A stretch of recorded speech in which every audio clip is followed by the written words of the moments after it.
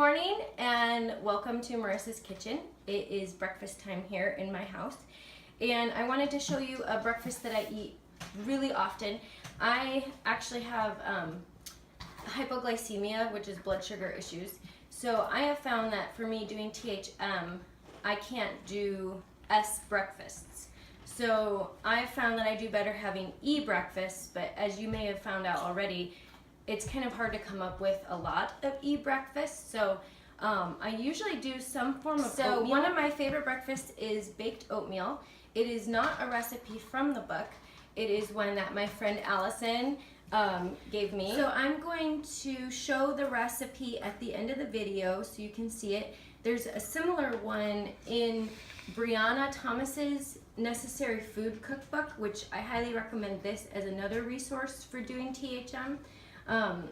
So you can find it if you have her cookbook. It's very similar to hers. So I made up a pan of this. You can mix it up the night before.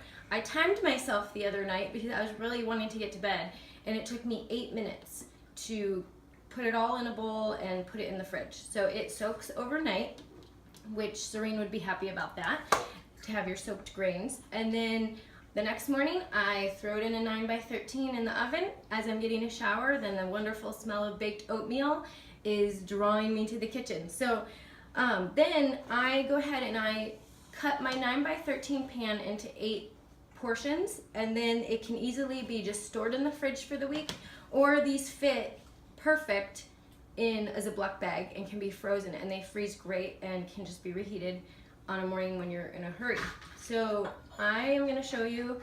So this is my breakfast this morning, and I add a teaspoon of butter to it because the recipe is incredibly low in fat.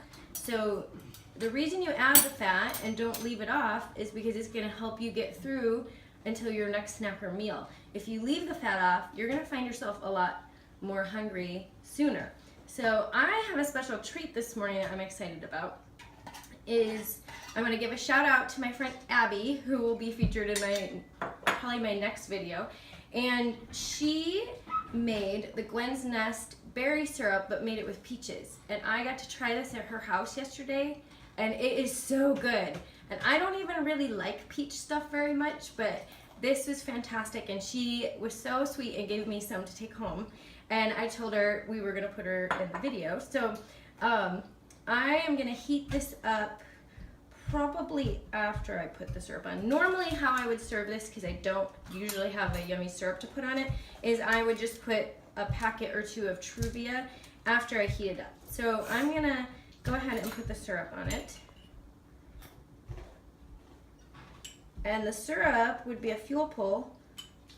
No, with peaches, if it's berry, it'd be a fuel pull. With peaches, it'd be an E. I'm going to warm that up just for probably about 45 seconds.